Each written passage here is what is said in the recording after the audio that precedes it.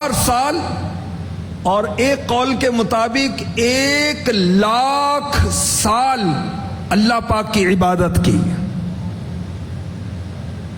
اس کے دل کے اندر تکبر آ گیا، اس کا دل بگڑ گیا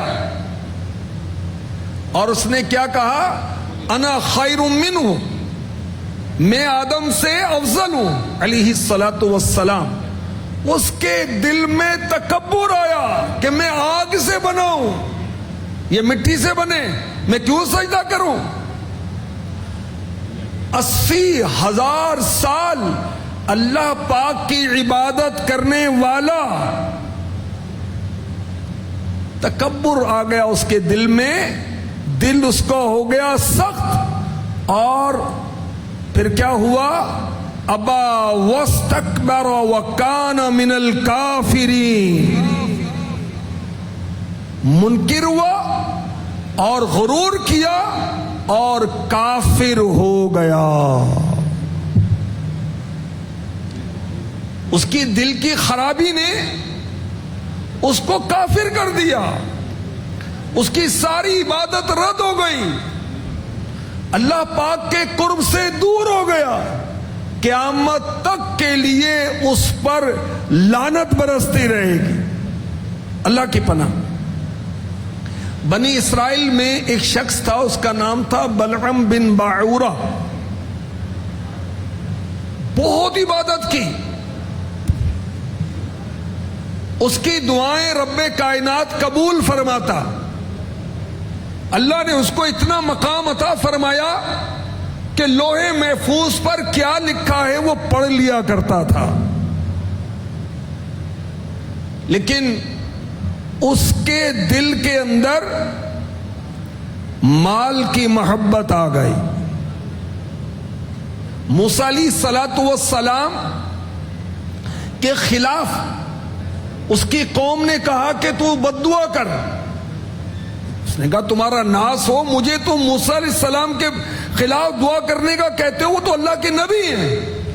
لیکن جب اس کو مال کا لالچ دیا گیا تو وہ عبادت گزار شخص کہ بڑے بڑے علماء جس کے شاگرد تھے، جس کی دعائیں قبول ہوتی تھیں، جو لوہے محفوظ کی عبارتیں پڑھا کرتا تھا، اس کے دل کے اندر لالچ آ گئی اور اس کی دل کی خرابی نے اس سے برباد کر دیا. اس کا ایمان سلب کر لیا گیا اور وہ کافر ہو کر مرا. دل کی خرابی کا معاملہ اتنا اہم ہے، اتنا ہے، تو اس پر پوری توجہ دینے کی حاجت ہے کہ ہمارا دل خراب نہ ہو جائے. بھئی دیکھیں ایمان کہاں ہے؟ دل میں. کفر کہاں ہوتا ہے؟ دل میں. تکبر کہاں ہوتا ہے؟ دل میں. عاجزی کہاں ہوتی ہے؟ دل میں. حسد کہاں ہوتا ہے؟ دل میں. خیر خواہی کا جذبہ کہاں ہوتا ہے؟ دل میں. محبت کہاں ہوتی ہے؟ دل میں. دشمنی کہاں ہوتی ہے؟ دل میں. تو یاد رکھیں کہ دل بھی نیکی کرتا ہے، دل بھی گناہ کرتا ہے. بے ہم مسلمان ہیں، اہل ایمان ہیں، تو یہ ہمارے دل کا عمل ہے نا. اور ایماندار ہی جنت میں جائیں گے، بے ایمان جنت میں نہیں جائیں گے، وہ فار ایور جہنم میں جلتے رہیں گے. تو دل کا معاملہ بہت اہم ہے. اچھا، دل اگر سخت ہو گیا تو پھر کیا ہوگا؟ نیکیوں میں دل نہیں لگتا، نیکیاں کرتے ہی نہیں ہیں، اور اگر کریں تو وہ مزہ نہیں آتا، سوز نہیں آتی، لذت نہیں آتی، رقت نہیں آتی، کیونکہ دل سخت ہو گیا. دل سخت کیوں ہوتا ہے؟ سنیں حدیث پاک. میرے نبی، پیارے نبی، سچے نبی، سونے نبی، اچھے نبی، آخری نبی، مکی مدنی صلی اللہ علیہ وآلہ وسلم نے فرمایا، بے شک جب بندہ کوئی گناہ کرتا ہے اس کے دل میں سیاہ نقطہ لگ جاتا ہے، ڈاٹ، بلیک ڈاٹ. جب وہ گناہ کی تلافی کر لیتا ہے، اللہ سے استغفار کرتا ہے، اللہ سے توبہ کرتا ہے، اس کا دل صاف ہو جاتا ہے. اور اگر دوبارہ اس گناہ کو کرتا ہے تو وہ سیاہ نقطہ زیادہ ہو جاتا ہے، یہاں تک کہ اس کے دل پر چھا جاتا ہے. اس کو قرآن نے کہا رون، زنگ، جس کا اللہ تعالی نے اپنی کتاب میں سورہ مطففین میں ذکر کیا. کلا بل ران علی قلوبہم ما کانوا یکسبون.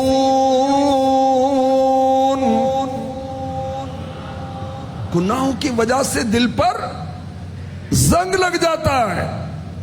اور جو مسلسل گناہ کرتا رہے، جھوٹ ہی بولتا رہتا، غیبت ہی کرتا رہتا ہے، کبھی ماں کو ستا رہا ہے، کبھی باپ کو ستا رہا ہے، کبھی بکواس کر رہا ہے، کبھی بد کلامی کر رہا ہے، کبھی بدتمیزی کر رہا ہے، کبھی اونچی آواز سے بات کر رہا ہے، اولاد کو دین سکھانے کی طرف توجہ نہیں ہے، نماز پڑھتا ہی نہیں ہے، پڑھتا ہے پڑھنی نہیں آتی، قرآن پڑھتا ہی نہیں ہے، پڑھتا ہے تو غلط پڑھتا ہے، سود و رشوت کے لین دین میں مبتلا ہے،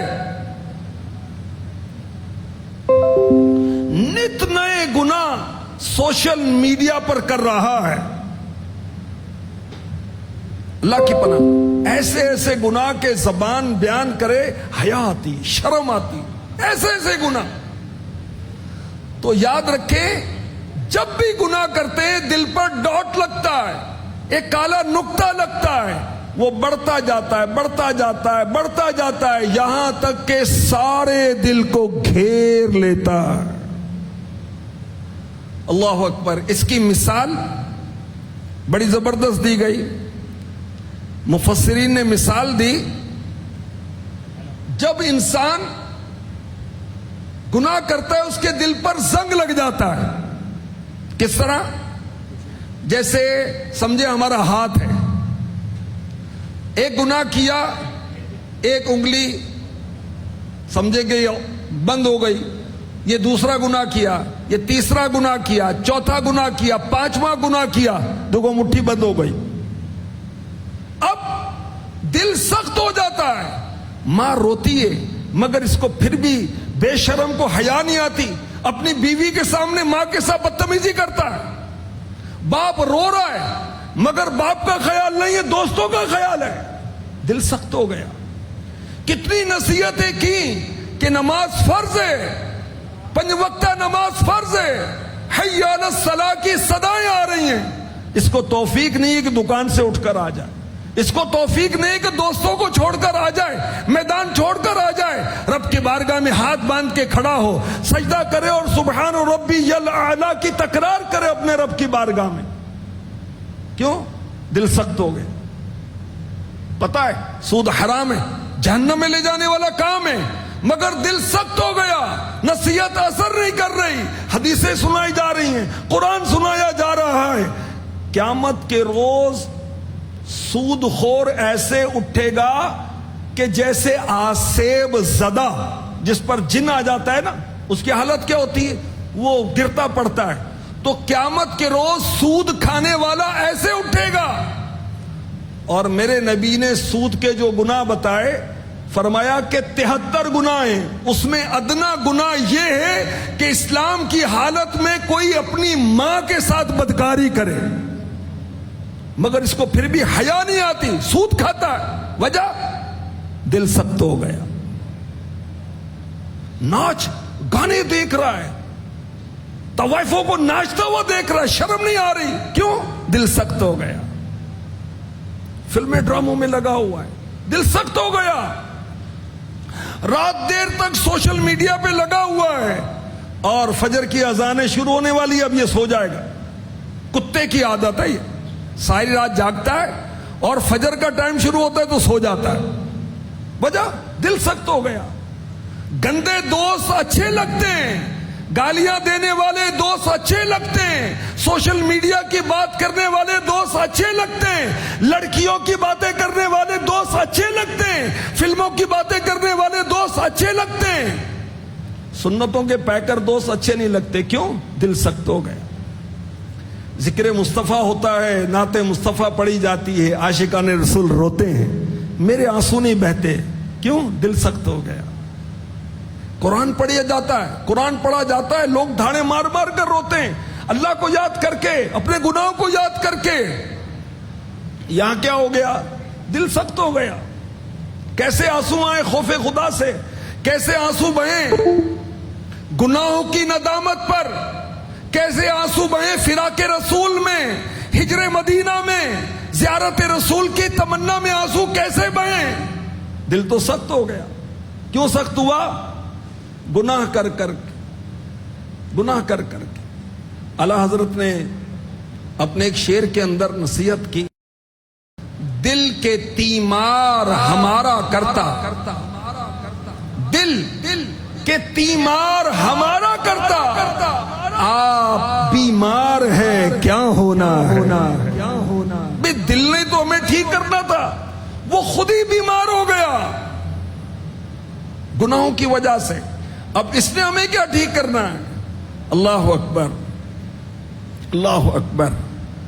اللہ ہمیں کرم فرمائے اور ہمارا دل ٹھیک کر. آئیے بارگاہ رسالت میں استغاثہ کرتے ہیں.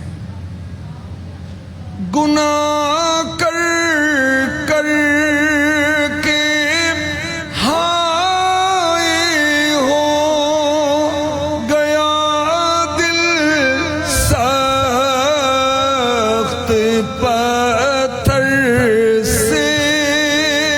گناہ کر کر کے ہائے ہو گیا دل سخت پتھر سے. کروں کس سے کہاں جا کر شکایت, یا رسول اللہ. گناہوں کی نہیں جاتی ہے عادت, یا رسول اللہ. تم ہی اب کچھ کرو ماہ رسالت, یا رسول اللہ. اللہ کی پناہ. دل کی سختی اور میل دل پر کیوں چڑھتا ہے؟ دل پر زنگ کیوں چڑھتا ہے؟ میں نے عرض کیا کہ گناہوں کی وجہ سے. اسی طرح ہمارے نبی, پیارے نبی رسول ہاشمی صلی اللہ علیہ وسلم نے فرمایا, ذکر اللہ کے علاوہ زیادہ باتیں نہ کرو, بے شک تو جو چاہے تو ابھی تو جو چاہے تو ابھی میل میرے دل کے دھلے, کہ خدا دل نہیں کرتا کبھی میلا. رسول پاک ایسی نگاہ فرما دیں کہ ہمارے دل کے میل ابھی ہاتھوں ہاتھ دھل جائیں. کاش. دل پر زنگ لگ گیا, دل سخت ہو گیا. اب اس زنگ کو دور کیسے کریں؟ دل کے زنگ کو دور کرنے کے کچھ نسخے عرض کرتا ہوں. اللہ تبارک و تعالی کا ذکر کثرت سے کریں, اس سے دلوں کا زنگ دور ہو جاتا ہے. اللہ کے حبیب صلی اللہ علیہ وآلہ وسلم نے فرمایا, بے شک جیسے لوہے پر زنگ چڑھتا ہے دل بھی زنگ آلود ہو جاتے ہیں. عرض کی گئی, یا رسول اللہ صلی اللہ تعالی علیہ وسلم, دل کے زنگ کا علاج کیا ہے؟ اینجیوگرافی اور وہ نہ جانے کیسے کیسے دل کے آپریشن کراتے ہیں تاکہ دل ٹھیک ہو جائے. بھئی میڈیکلی تو ٹھیک ہے, روحانی طور پہ بھی ٹھیک ہے یا نہیں ہے؟ رزاقو یا رزاقو یا غنیو یا غنیو یا سلامو یا سلامو یا سلامو. اللہ کو یاد کرتے رہیں, اس کے جو بے شمار نام ہیں وہ ذکر کرتے رہیں. دلوں کا زنگ دور ہوگا انشاءاللہ الکریم.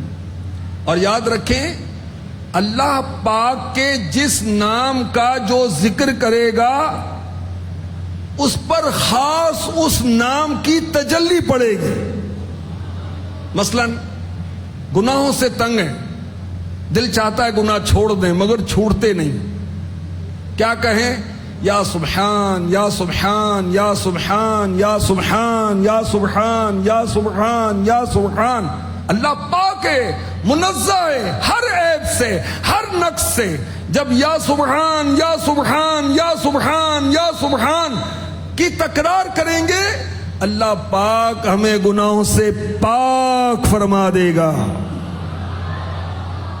گناہ کون کرواتا ہے؟ شیطان. اللہ کا ذکر شیطان کا منہ کالا کرتا ہے.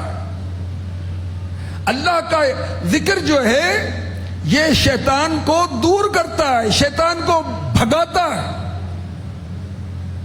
اور جو اللہ کا ذکر نہیں کرتا تو ذکر خدا کو ترک کرنے کی وجہ سے اس پر شیطان مسلط کر دیا جاتا ہے. آئیے قرآن پاک سناتا ہوں, سورہ زخرف کی آیت نمبر 36.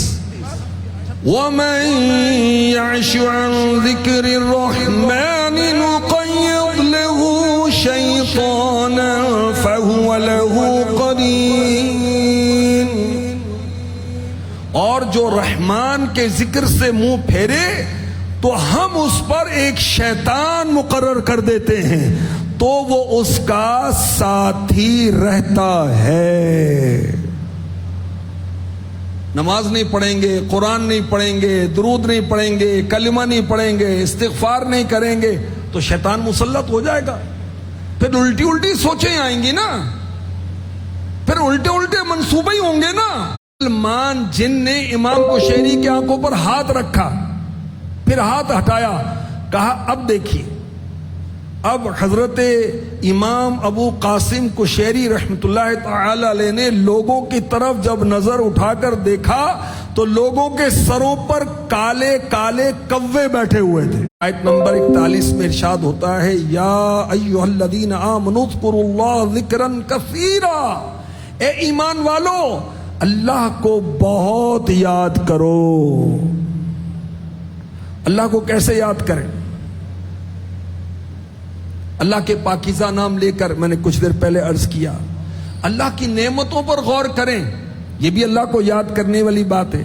میرے سامنے روٹی رکھی ہوئی ہے تو غور کریں یہ کیسے اس کا بیج پڑا, کیسے یہ اس کی فصل بنی, کتنی مرتبہ چاند اور سورج نکلا اور غروب ہوا, سورج کی روشنی نے اس کو پکایا, چاند کی روشنی نے اس میں مٹھاس اور لذت پیدا کی, ہوا کے ذریعے سے پرورش پائی.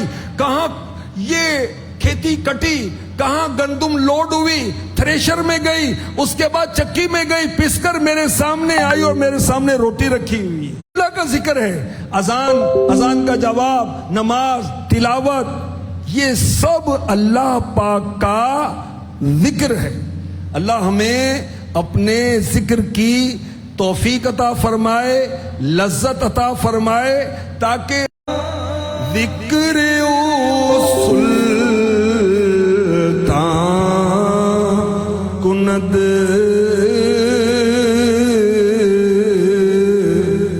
ذکر او بس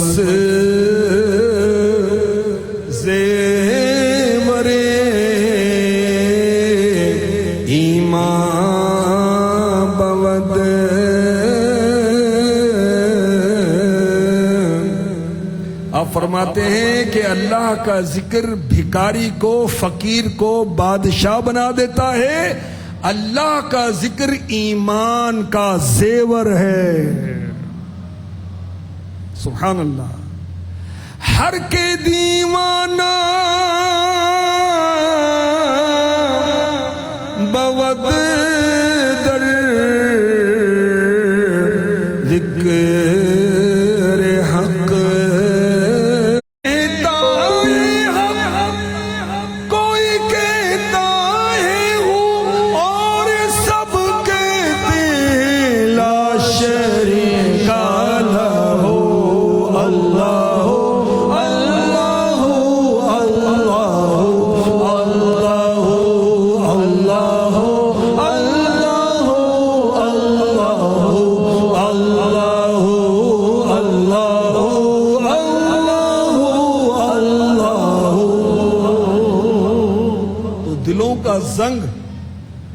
کرنے کا ایک نسخہ میں نے آپ کو بتایا، اللہ کا ذکر کرنا، اور اس کی صورتیں بھی آپ کو بتائیں۔ دلوں کے زنگ کو دور کرنے کا دوسرا نیک عمل قرآن کی تلاوت، تلاوت قرآن پاک کرے، اور تلاوت کے وقت یہ تصور باندھے کہ قرآن کا نور میرے میلے دل میں داخل ہو کر میری گندگی کو صاف کر رہا ہے، دل کا زنگ انشاءاللہ الکریم دور ہو جائے گا۔ اللہ کرے کہ ہمارا قرآن سے تعلق مضبوط ہو جائے۔ صرف اتنا تعلق نہیں رکھنا کہ گھر میں رکھ کے بس اس کو گلاف چڑھا کے رکھ دیا، ملاقات کا شوق پیدا ہو جائے گا۔ تلاوت کریں گے تو گزشتہ قوموں کے واقعات پتہ چلیں گے، وہ نافرمان لوگ جنہوں نے اللہ رسول کی نافرمانی کی، بہت اونچے اونچے قد والے تھے، اللہ نے غرق کر دیا ان کو، بہت مالدار تھے، بہت طاقتور تھے، مگر اللہ رسول کے نافرمان تھے، تباہ و برباد کر دیے گئے۔ کسی پر سیلاب آیا، کسی کو جبریل امی علیہ الصلاۃ والسلام کی چیخ نے ہلاک کر دیا علیہ وسلم۔ قرآن کی تلاوت کرتا ہے، قرآن کے حلال کو حلال، حرام کو حرام جانتا ہے، اللہ پاک فرشتوں کو اس کا رفیق بنا دیتا ہے۔ جو دن رات تلاوت کرتا ہے اس کے ساتھ فرشتے رہتے ہیں۔ قیامت کا دن ہوگا، قرآن کریم اس بندے کے لیے رب کی بارگاہ میں عرض کرے گا، یا رب، ہر شخص دنیا میں اپنے کام کی مزدوری لیتا تھا، مگر یہ فلاں تو دن رات تیرے پاک کلام کی تلاوت ہی کرتا رہتا تھا، میرے حلال کو حلال جانتا تھا، حرام کو حرام جانتا تھا، یا رب اسے اجر عطا فرما۔ اللہ پاک قرآن کریم کی اس عرض پر اس بندے کو جو دن رات قرآن پڑھتا تھا عزت کا تاج اور کرامت کا لباس عطا فرمائے گا۔ جو تاج رب کائنات سے ملے گا وہ کیسا ہوگا؟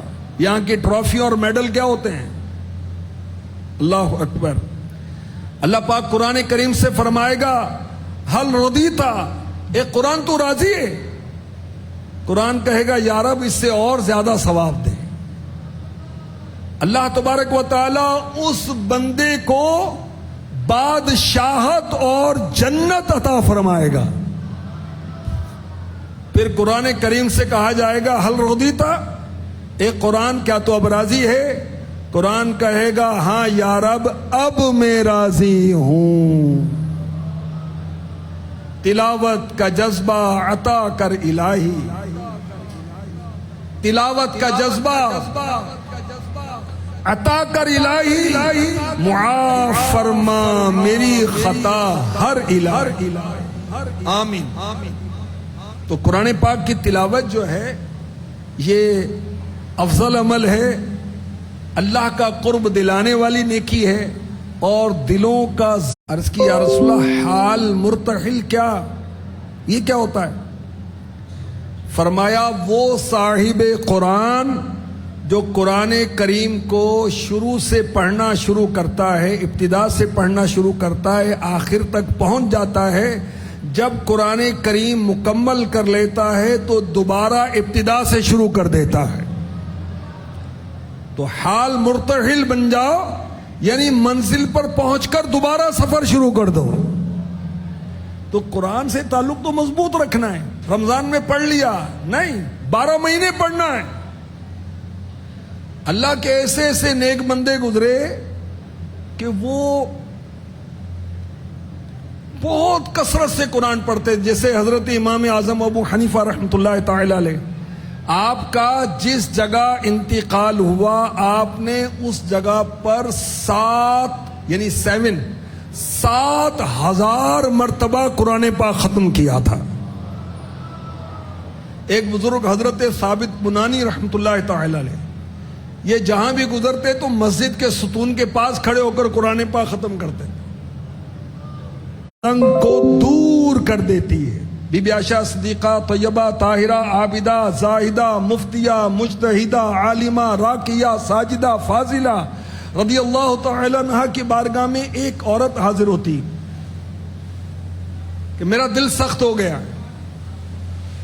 بی بی عائشہ صدیقہ رضی اللہ تعالی عنہا نے اس سے اگر ایک لمحے کے لیے بھی موت کی یاد دل سے دور ہو جائے تو دل بگڑ جاتے ہیں۔